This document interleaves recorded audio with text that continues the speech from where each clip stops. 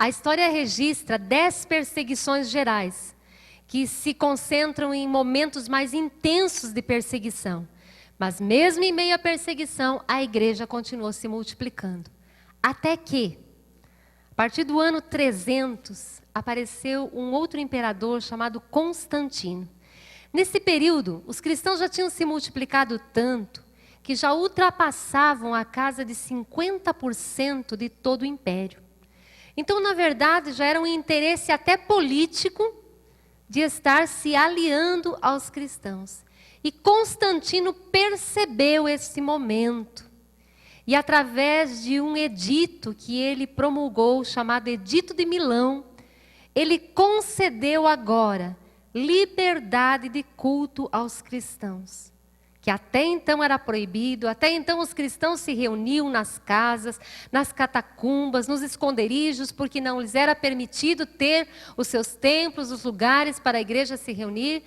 Então Constantino reconhece o cristianismo como religião, coloca fim nas restrições, ordena que todos os bens dos cristãos que haviam sido tirados, as suas terras, que haviam sido confiscadas, fossem devolvidas a eles, favorece os cristãos até construindo templos, deixando eles terem os seus lugares para o culto. E, neste tempo, começa a se usar a palavra católico, que significa universal. A palavra católico significa universal. Então, nesse tempo, com o imperador Constantino, começa a se usar essa palavra. O Estado político, que era o Império Romano, totalmente pagão, se uniu agora com a Igreja de Jesus Cristo. Houve um casamento. E troca de interesses começaram a acontecer. Os bispos, lentamente, passaram a ser cargos de confiança, cargos nomeados pelo próprio imperador. E chegou um momento na história em que o próprio Constantino, imperador do império totalmente pagão, presidiu um concílio da igreja. Isso temos na história. Então, aqui a igreja se uniu. Eles, depois, cansados de tanta perseguição, talvez acharam que isso foi um privilégio que tenha acontecido na vida deles. No entanto, nós percebemos aqui grandes desvios tendo início. No mesmo século, apenas no final do século, com o imperador Teodósio, no ano 385, o cristianismo foi oficializado como uma religião. Até então, pela Bíblia, nunca houve nenhum nome. Era a Igreja de Jesus Cristo que está em Roma, a Igreja de Jesus Cristo que está em Antioquia, a Igreja de Jesus Cristo que está lá na Galácia e assim por diante. Aqui o imperador Teodósio oficializa, baixa um decreto e institui agora uma organização humana sob o nome de Igreja Católica, que significa universal, nenhum problema com isso. Apostólica, que vem da doutrina dos apóstolos, nenhum problema com isso. Mas recebeu o sobrenome de Romana, que vem do Império Romano. Como num casamento, quando a esposa se casa, ela recebe o nome do marido e ela passa a ser parte daquela família. E o nome é uma coisa importante porque você passa a receber até a herança. A Igreja de Jesus Cristo recebeu o nome de um império político pagão, totalmente longe de Deus. E a partir daí muitas coisas começaram a acontecer. A igreja que outrora era dirigida pelo Espírito Santo de Deus, que o Espírito Santo falava e orientava, agora lentamente passa a ser dirigida por homens. E na maioria das vezes, pessoas que nunca tinham conhecido a Deus, tido uma experiência de novo nascimento ou conhecessem a palavra. Cargos nomeados, nunca tiveram uma experiência de novo nascimento. No século IV, o imperador dá poderes maiores ao bispo de Roma.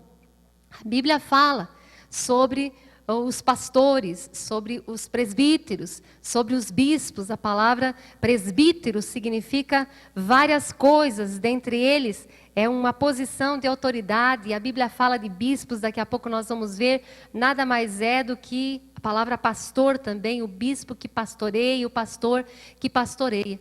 E existiam esses chefes da igreja, e existiam igrejas maiores e igrejas menores. Jerusalém, nessas alturas, por causa das perseguições, já era totalmente proibido ter qualquer cristão lá. Nesse tempo, Jerusalém deixou até de se chamar Jerusalém, mudaram o seu nome numa tentativa de riscar Jerusalém do mapa. Ela passou a se chamar Aélia Capitolina, um nome totalmente estranho, mudou de nome muitas vezes, porque realmente a tentativa era que Jerusalém sumisse do mapa. E existia então a igreja de Antioquia, que era uma grande comunidade, a igreja de Alexandria, lá no Egito, e a igreja de Roma. Eram as 3 comunidades maiores. E nesse período, o imperador quis colocar um poder maior sobre o bispo de Roma.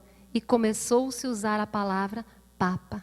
A partir daí, apenas no século IV, vemos os registros de que, dado pelo próprio imperador, trazendo agora a autoridade também da igreja para a sede do Império Romano, foi-se usando então a palavra Papa. Quando lá no início já estudamos, entendemos que não tinham entendido assim. E aqui começou um jogo de poder, onde o próprio imperador coroava os papas. E aqui foi sempre uma disputa de poder, que não podemos entrar em detalhes, mas você faz muito bem se pesquisar e estudar. Deixa eu falar uma coisa aqui, deixa eu fazer um parênteses aqui, dizendo que muitas pessoas, quando começam a estudar a história, muitos universitários, quando começam a se inteirar desse assunto, se desviam da fé. Porque conectam Deus com o catolicismo romano. Que se você acompanhou até agora, você vai ver que pouco tem a ver com a Bíblia, mas sim com o império. E nós vamos entrar agora num período chamado pela história, período de trevas. E quando as pessoas tomam conhecimento do que aconteceu nesse período, se desviam da fé e renegam às vezes o próprio Deus, feridos, decepcionados. Quero dizer que todos nós fazemos muito bem em estudar, em pesquisar, mas Deus não tem nada a ver com isso. Foi um período de trevas, onde simplesmente a igreja que possuía autoridade não percebeu e recebeu a proteção de um governo totalmente pagão, dominado pelo próprio inimigo de Deus. A igreja então foi transformada numa religião, com rituais, com cerimônias, onde a voz dos homens foi sendo exaltada e a voz de Deus foi sendo totalmente sufocada. A voz das pessoas, os dogmas começaram a surgir. O que são dogmas? São crenças contendo ingredientes de salvação. São crenças que as pessoas precisam incorporar na sua vida para alcançar a salvação. Coisas contrárias à palavra que foram sendo aos poucos colocadas, e eu vou discorrer sem as datas, porque não é o momento propício para isso, mas você pode pesquisar como eu fiz. Fiquei chocada quando descobri isso, porque eu fui uma católica que amava a Deus, amava a igreja. Nunca tive problema de resistir ao ensino que a igreja dava. Então eu sei o que cada pessoa sincera sente quando está frequentando lá. Deseja agradar a Deus e não tem conhecimento. E quando eu comecei a conhecer a Bíblia e ver essas diferenças, eu não me conformei. E eu não quis saber de nenhum livro também. Eu fui para nenhum livro cristão, digamos assim. Eu fui para uma biblioteca pública pesquisar em livros de história. Eu falei, não é possível que a Bíblia diz assim, e que hoje a igreja está tão afastada. Onde ela se afastou? E foi lá que eu descobri. Não foi porque os outros me contaram, mas por diversos livros de história eu fui descobrindo as datas, onde as crenças foram sendo colocadas, as crenças contrárias à palavra, crenças que vinham do próprio império. Por exemplo, o Império Romano conquistou os bárbaros. Todos que estudaram conhecem essa parte. e se dispuseram, quando a igreja foi institucionalizada como instituição humana, sobre o nome que eu já mencionei, eles empreenderam uma grande campanha de evangelização, onde queriam cristianizar o mundo. Que coisa boa! Levar o evangelho a todas as nações. Jesus tinha mandado fazer isso. Só que não foi na força e no poder do Espírito Santo. Mas os povos bárbaros que eram conquistados, da noite para o dia, eles eram obrigados a aceitar o cristianismo. Pessoas que nunca tiveram uma experiência com Deus, nem sequer conheceram a palavra de Deus, tinham que aderir à fé. E aqui o que entrou? Batismo de criança. Onde toda a família era batizada. Nós já vemos na Bíblia que para a pessoa se batizar, ela precisa primeiro ter ouvido a palavra. Quando ela crê no seu coração, ela toma uma decisão e pede o batismo. E assim é uma marca, é um símbolo de que ela realmente agora pertence a Jesus. Mas quando evangelizaram, à força, os povos pagãos, famílias inteiras, tinham que passar pelo batismo. Então, simplesmente foram se tornando cristãos de nome, aderindo à fé cristã, porque nesse período qualquer outra religião foi sumamente proibida sob pena de morte no império. O paganismo, qualquer prática foi proibida. Então, o cristianismo agora foi uma imposição. Teria sido muito bom se fosse pela opção e pela crença de cada coração. Mas não foi assim que aconteceu. Muitas outras coisas aqui, o batismo dos infantes, que é o batismo de crianças, então cada um já nascia, já entrava automaticamente para a religião e assim não perdiam adeptos. Também se criou a história e a doutrina que muitos dos mais novos nem têm conhecimento, chamado limbo. Mas se você tem a minha idade para cima, você já ouviu falar. É uma doutrina onde as crianças que não são batizadas e morrem, elas ficam vagando no cosmos, na atmosfera, sofrendo terrivelmente. Então inventou-se esse lugar e por isso que os pais corriam para batizar os filhos e o ensino que se dava era que até em caso de morte os pais podiam batizar para que a criança não ficasse pagão, eles diziam, sofrendo nesse lugar de tormento. Mais tarde, nós vemos também os pagãos do Império Romano cultuavam de geração desde os persas, desde os gregos, todos cultuavam os mortos. Ainda os egípcios lá de trás, a cultura de prestar culto aos mortos, essa devoção sempre existiu no paganismo. E então começa a se colocar a oração pelos mortos. E logo depois, o culto a pessoas que já morreram. Começando então a estabelecer pessoas chamadas santas que poderiam interceder pelos vivos. Meus queridos, desde que nós começamos a olhar a palavra aqui, nós já vimos o que nos garante a salvação. A fé em Jesus Cristo. Alguém que já morreu pode se converter? Não pode mais. Não pode mais ouvir a palavra, não pode mais se converter. Evangelho de João, capítulo 3, no versículo 18, é enfático quando Jesus diz: aquele que crê não é condenado, mas quem não crê já está condenado, porque não crê no nome do unigênito Filho de Deus. Versículo 36 diz: aquele que crê no Filho tem a vida eterna, mas aquele que não crê não tem a vida, mas sobre ele pesa a ira de Deus. A salvação é enquanto estamos vivos. A pessoa partiu, não adianta orar por ela. Não adianta rezar, não faz diferença nenhuma. A decisão da nossa eternidade é enquanto estamos aqui. Mas como começaram as orações pelos mortos, foi-se colocada uma outra doutrina. A doutrina do purgatório. O que é esse nome? Seria um lugar intermediário, de fogo, onde as pessoas que morrem, mas elas não estão assim muito de acordo, elas vão para esse lugar e vão queimar um pouco no fogo para purgar os seus pecados. Purgar é limpar pelo fogo. Então esse nome purgatório e essa doutrina foi amplamente difundida. E por causa disso as pessoas intensificaram as orações pelas almas do purgatório. Então para todos os que que morriam, hoje é intensa essa prática, é intenso esse costume, quando alguém morre, fazer novenas, fazer orações, fazer cerimônias para rezar pela pessoa na esperança de que ela seja salva. Não adianta nada. Isso é totalmente contrário à palavra. A Bíblia diz que há uma eternidade com Deus e uma eternidade longe de Deus. A Bíblia fala de 2 lugares, e em nenhum momento a Bíblia fala desse terceiro lugar. Outra coisa, a doutrina do purgatório invalida o sacrifício de Jesus.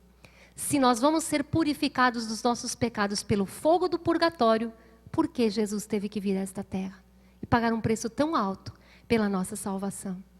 Não, a salvação não vem por nós mesmos, não é mérito nosso, é dom de Deus. Não vem de nós para que ninguém se glorie, mas vem do próprio Senhor. Mais tarde, a intercessão então dos santos, achando que os mortos poderiam interceder pelos vivos. E também o culto a Maria, nós já estivemos estudando que Maria não tem nada a ver com essa história, ela está lá com o Senhor e jamais concordaria com o que está se fazendo usando o nome dela nessa terra.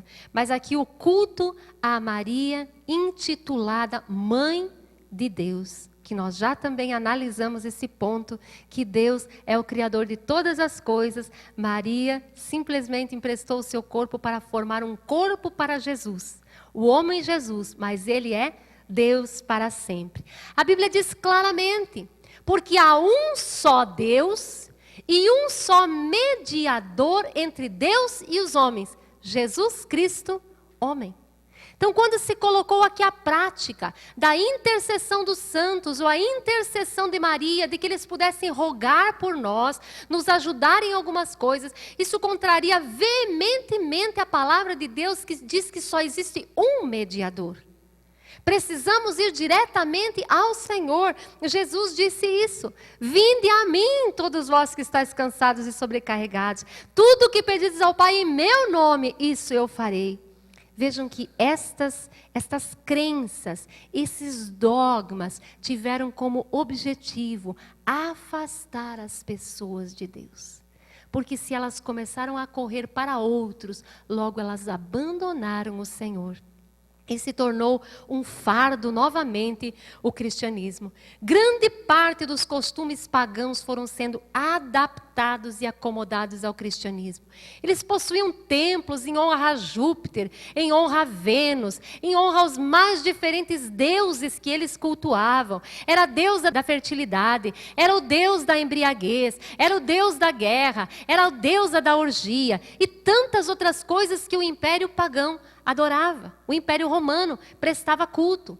E quando foi cristianizado tudo, simplesmente se mudou o nome. Por exemplo, de templo consagrado a Vênus, colocaram templo consagrado à Virgem Maria.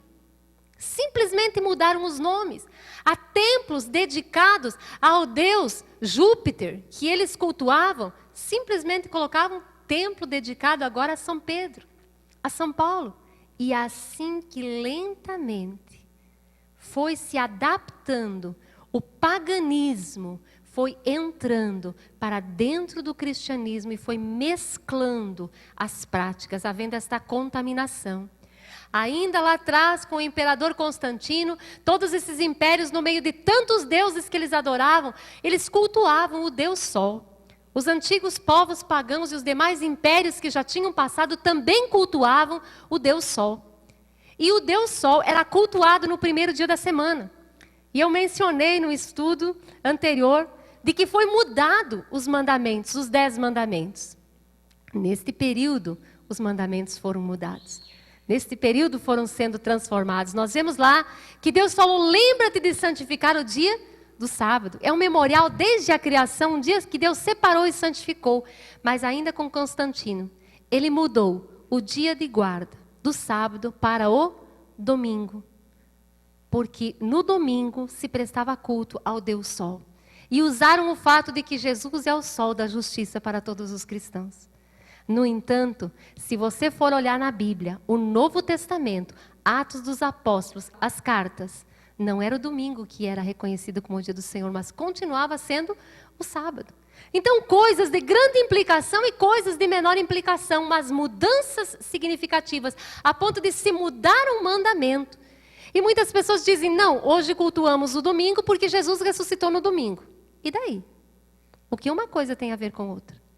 Quando passou, se você ler nos Atos dos Apóstolos, se esse teria sido o motivo da mudança, Atos dos Apóstolos já começaria a estar cultuando a Deus no domingo. No entanto, quando nós nascemos de novo, todos os dias são dias de adorarmos o Senhor. Mas Deus santificou o 7º dia. Está na sua palavra, em nenhum lugar tem uma autorização para mudar isso. Mudou-se o culto que se fazia a Deus, os louvores, a pregação da palavra, pela cerimônia chamada missa. Poucos sabem o significado da palavra missa. Significa a repetição do sacrifício de Cristo. E mudou-se a ceia do Senhor pela Eucaristia. A ceia que era feita em memória, recordando o sacrifício de Jesus e declarando que Ele está para voltar, foi simplesmente substituída pela Eucaristia, que é a adoração à matéria pão, à matéria vinho, dizendo que se transforma em pão e vinho. Nós já estudamos sobre isso e vimos que Jesus estava falando no sentido espiritual. Jesus disse, a carne para nada serve. Se você comer um pedaço de pão, o máximo que vai fazer é alimentar o teu corpo. Mas quando você recebe a palavra de Deus, a palavra é o próprio Jesus, você se sente alimentado. E a ceia deve ser feita em memória. Se você prestar atenção, quando inicia o rito eucarístico, tem lá uma oração que diz, orai, irmãos, para que este sacrifício seja aceito por Deus e por todos os homens. Poucas pessoas sabem que sacrifício é esse que está falando. Você já se perguntou que sacrifício é esse que estamos pedindo que Deus aceite? Logo depois está a cerimônia, onde o próprio Jesus estaria morrendo novamente, ressuscitando novamente. É o rito eucarístico, onde Jesus cada vez morre. Certa vez, conversando sobre estas coisas, um sacerdote me falou, o mundo está em pé, porque a cada segundo, Jesus está morrendo por nós novamente. Isso não é verdade.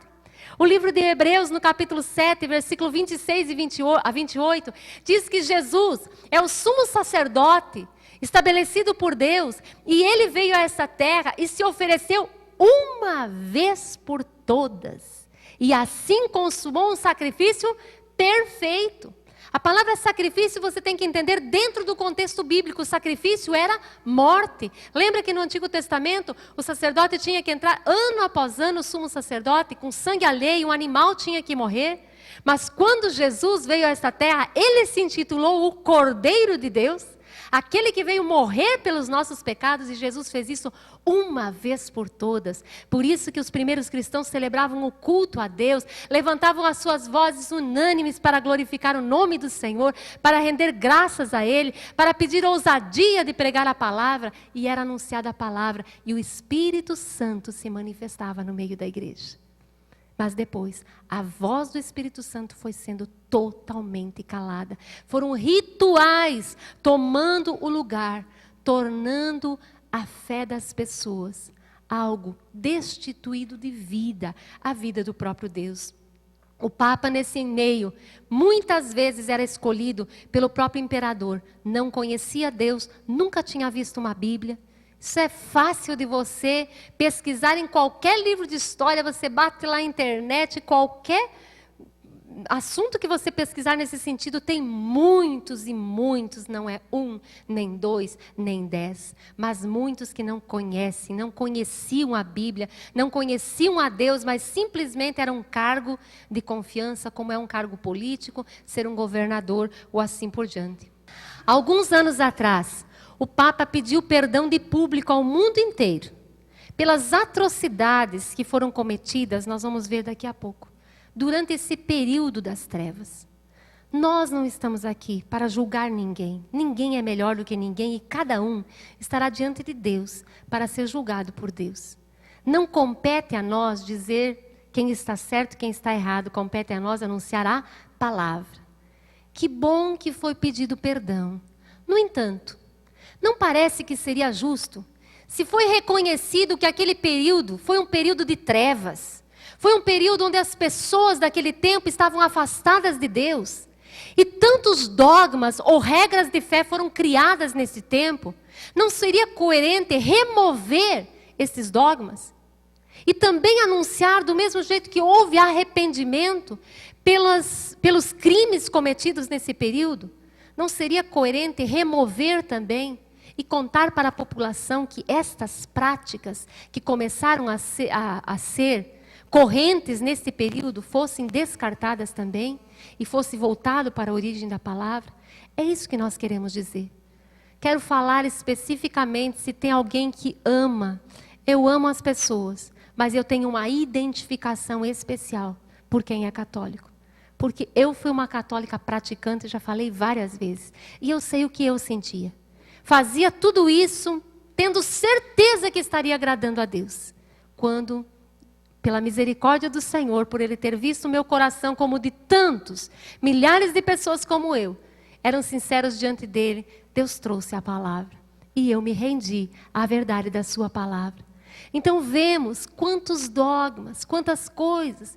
Então não estamos aqui para falar contra os católicos. Se você entendeu isso em algum momento, eu quero dizer, tira isso da tua mente, do teu coração, jamais. Até porque não temos direito e não nos compete falar contra ninguém.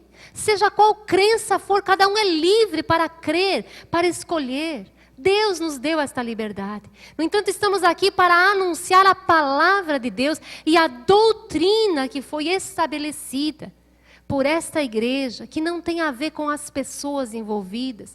Não saia falando, esse pensa nisso, não faça isso. Mas creia no teu coração, tenha amor e compartilhe da palavra que Jesus disse que pode libertar as pessoas. Também um outro dogma foi surgido nesse tempo, tido até como um sacramento, que é a confissão de pecados. A confissão auricular, como é chamada. Onde as pessoas deveriam comparecer diante do sacerdote para confessar os seus pecados e receber absolvição. E diz o mandamento da igreja confessar pelo menos uma vez por ano na Páscoa da ressurreição. A Bíblia diz que quando Jesus morreu pelos nossos pecados, Ele fez de nós um reino de sacerdotes. No Antigo Testamento, as pessoas deveriam comparecer diante do sacerdote, contar os seus pecados, sacrificar o animal, e então o sacerdote, que é intermediário, entrava no santuário e oferecia o sangue daquele animal. E o pecado do pecador e a falta do pecador era coberta. Mas quando Jesus morreu lá na cruz por nós, Ele fez de nós um reino de sacerdotes. O véu do templo se rasgou, significa que nós podemos ir diretamente a Deus. Primeira carta de João, capítulo 1, versículo 9, diz: se confessarmos os nossos pecados, Deus é fiel e justo para nos perdoar e nos purificar de toda iniquidade. Olha que coisa tremenda. Se confessarmos os nossos pecados, precisamos nos arrepender e confessar a Deus. O véu se rasgou, nós somos sacerdotes, agora não tem mais necessidade de intermediário. A palavra sacerdote é intermediário. Deus fez de cada um de nós intermediário. Tem uma passagem que diz, quando Jesus sopra sobre eles o Espírito Santo, Jesus diz: olha, aquele a quem perdoardes os pecados serão perdoados. Aquele a quem os retiver serão retidos. E ali entendeu-se que os apóstolos receberam o poder para perdoar pecados.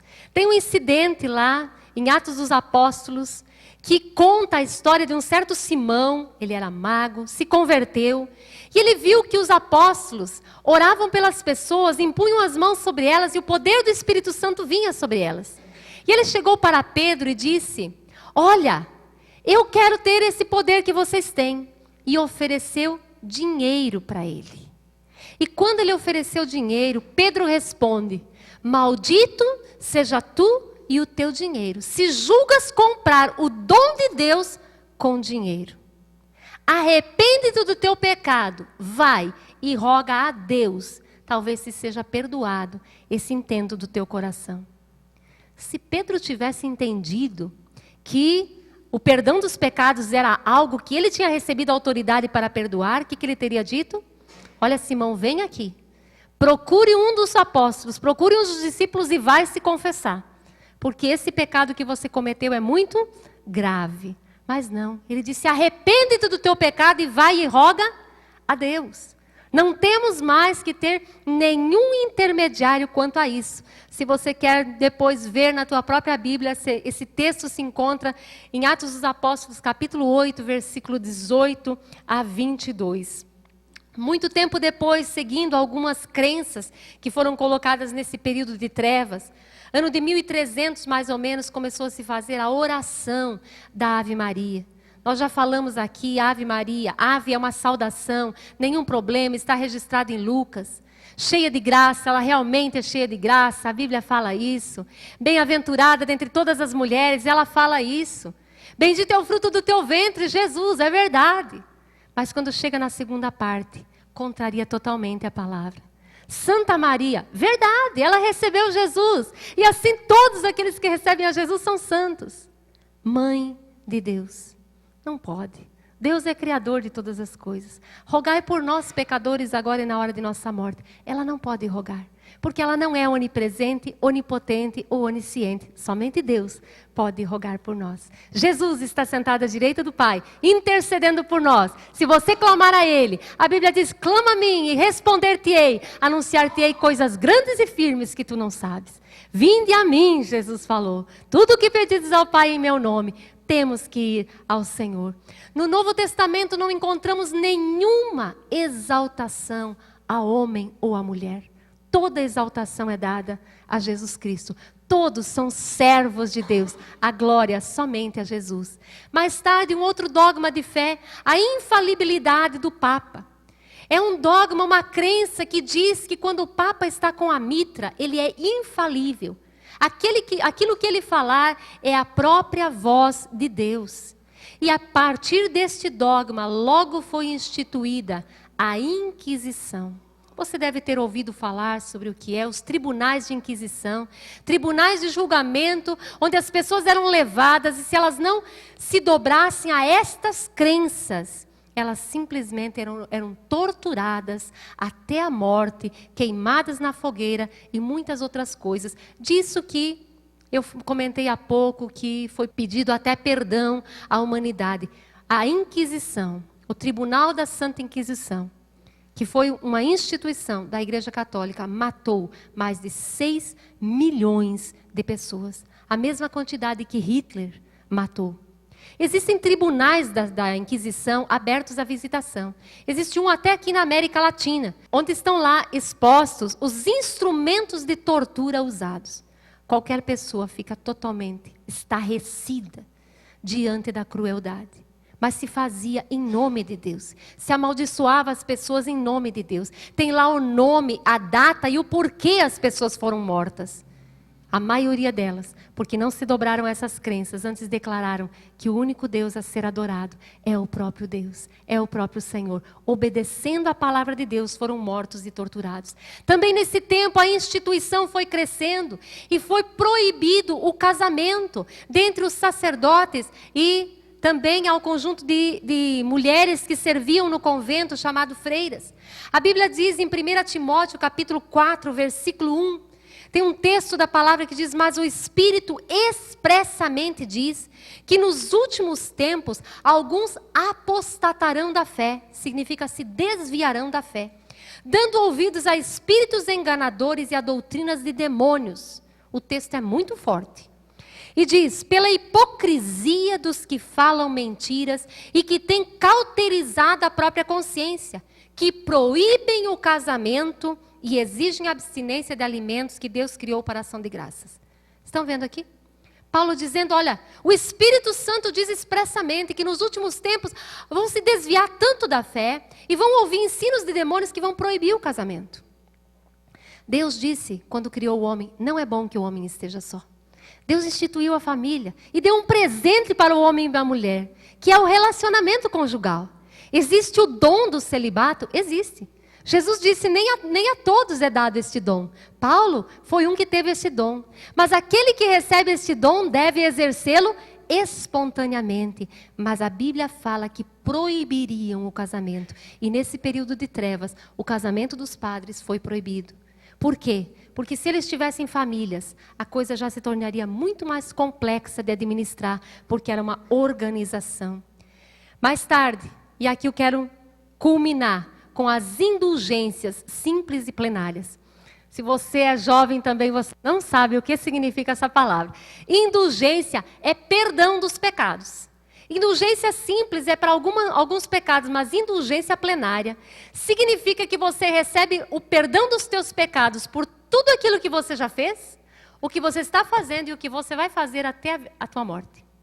E as indulgências plenárias foram estabelecidas pelo Papa mediante pagamento de dinheiro. Foi na época em que começou a se construir a Basílica de São Pedro. E muito dinheiro precisava ser arrecadado.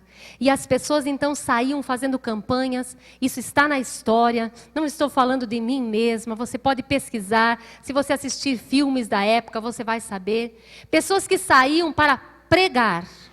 Pregavam o quê? Apelavam ao sentimento do povo, dizendo, olha, se a tua mãe estiver lá no purgatório sofrendo, o que é muito para você pagar para tirar a alma dela do purgatório? A Bíblia diz que um abismo chama outro abismo. Um erro foi chamando outro erro. E as pessoas assim pagavam. E tinha momentos e quantias que se eles dessem aquilo, eles teriam a certeza da salvação. A salvação passou a ser comprada por dinheiro. Porque aquele povo foi roubado de ouvir o verdadeiro evangelho. Quando chegou nesse ponto, muitos padres, muitas pessoas, porque na época somente os padres tinham acesso a estudar, inclusive as Sagradas Escrituras, começaram a ler a Bíblia.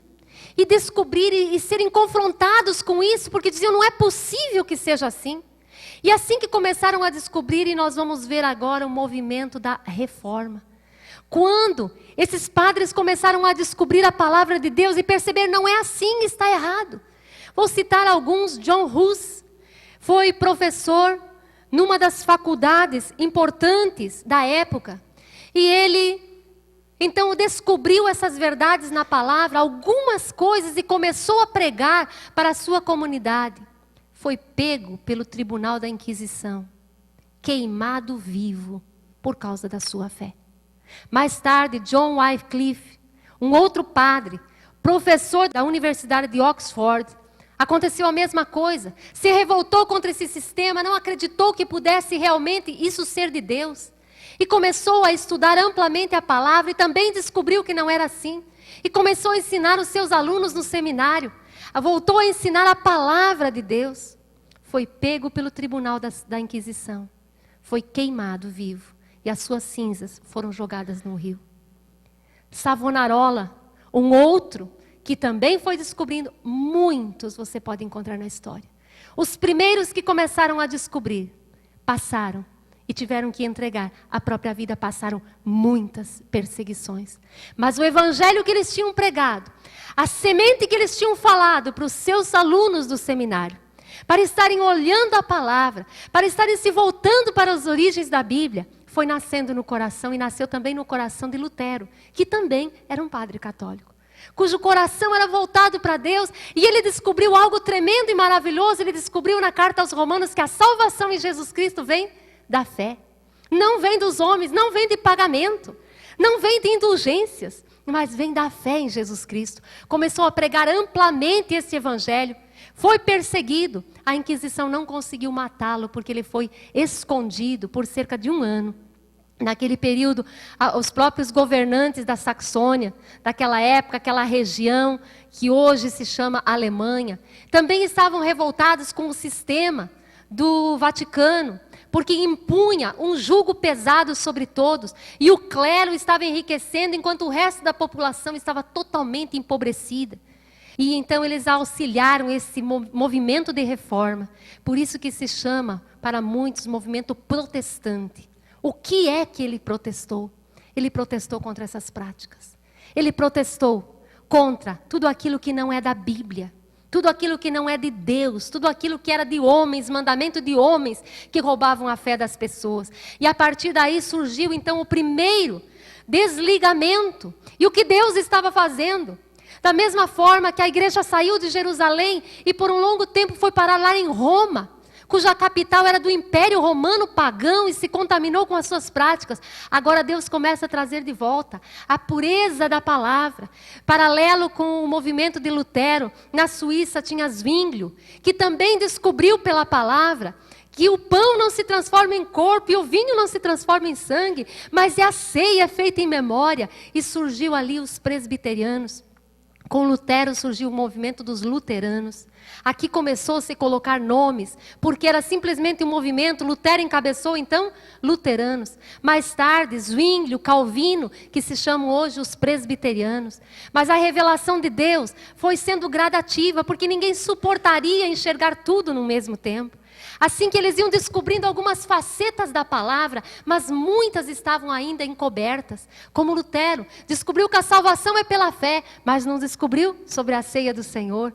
Mais para frente, outros começaram a estudar a Bíblia e perceber, mas espera, o batismo de criança, nós não cremos quando fomos batizados. Precisamos ser batizados novamente, e começaram a se rebatizar.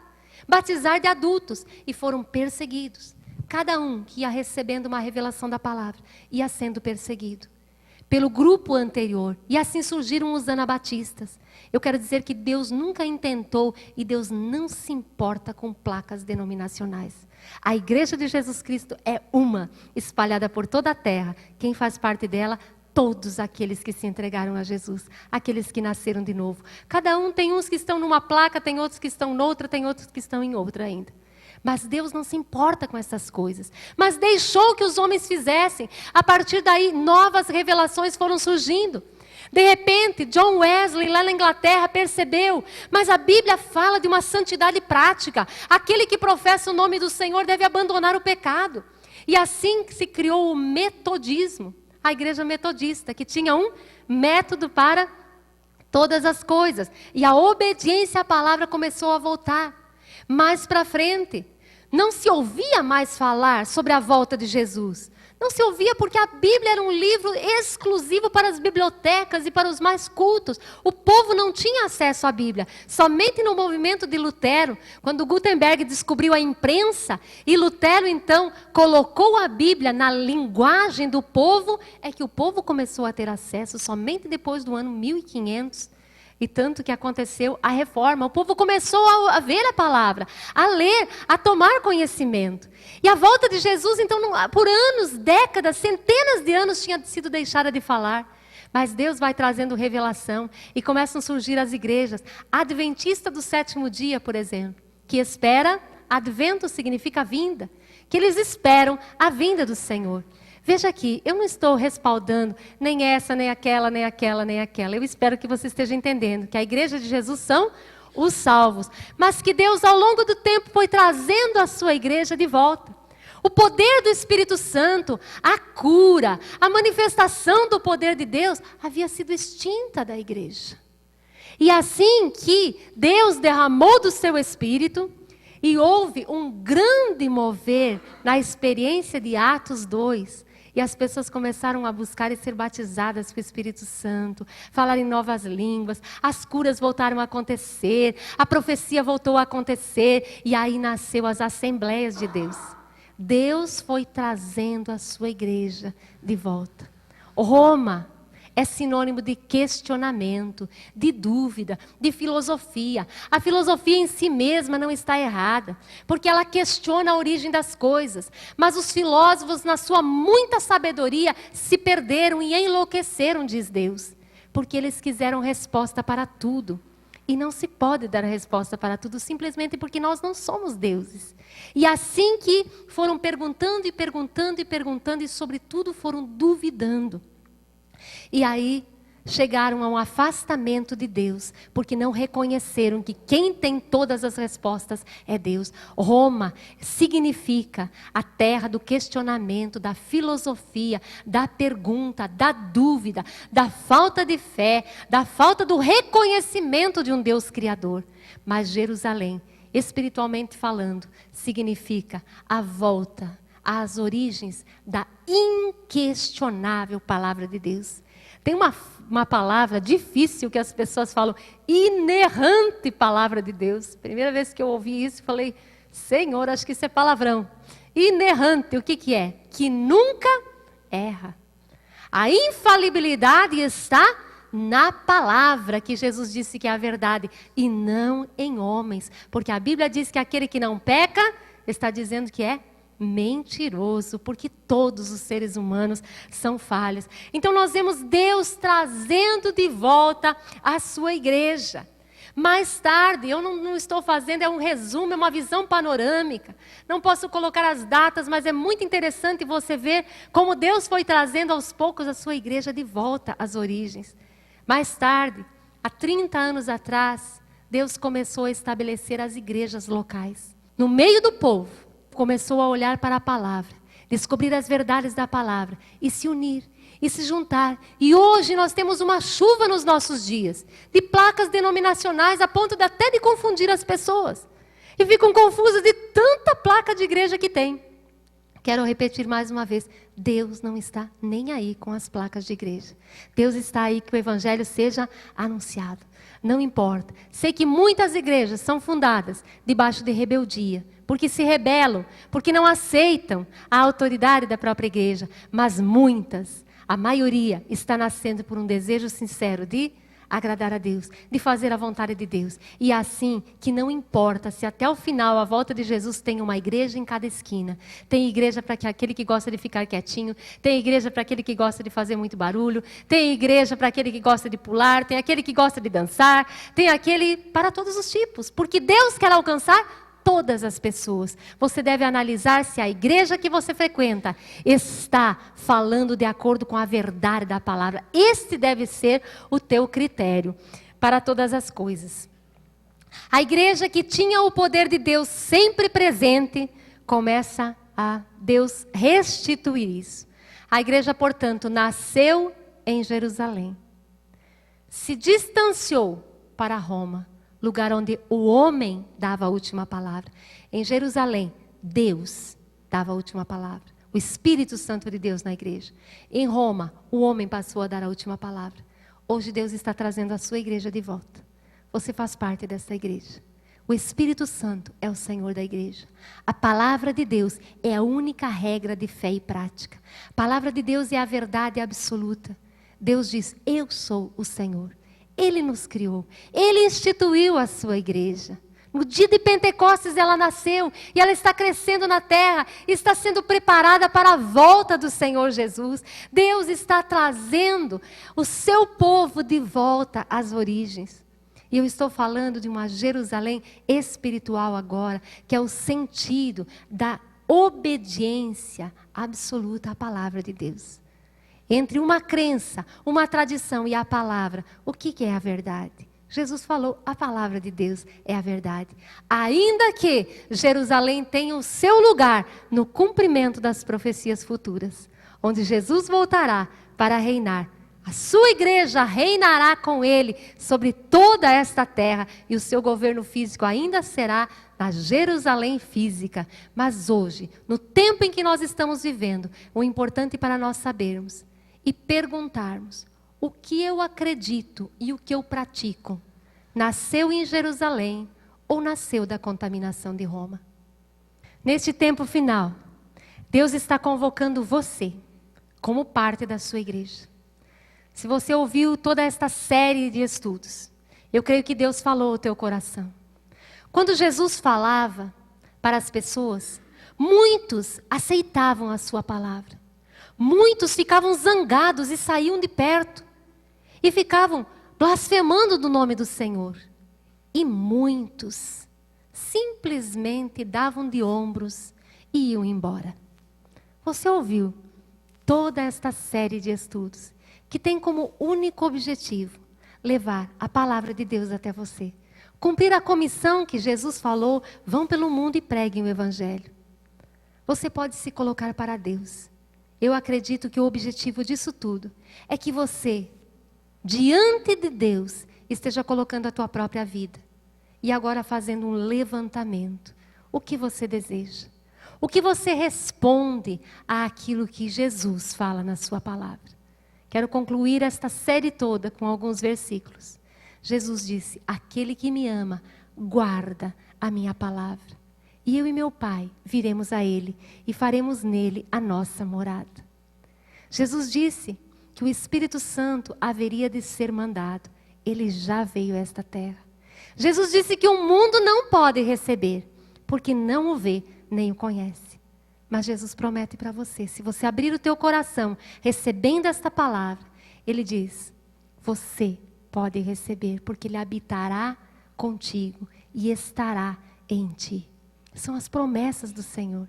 Deus te ama, Deus nos ama.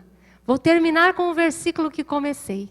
Tito capítulo 2, versículo 14, falando de Jesus, diz, o qual se deu a si mesmo por amor a cada um de nós, para fazer para si um povo seu, exclusivo, zeloso de boas obras. Você quer responder a Jesus e ser parte deste povo?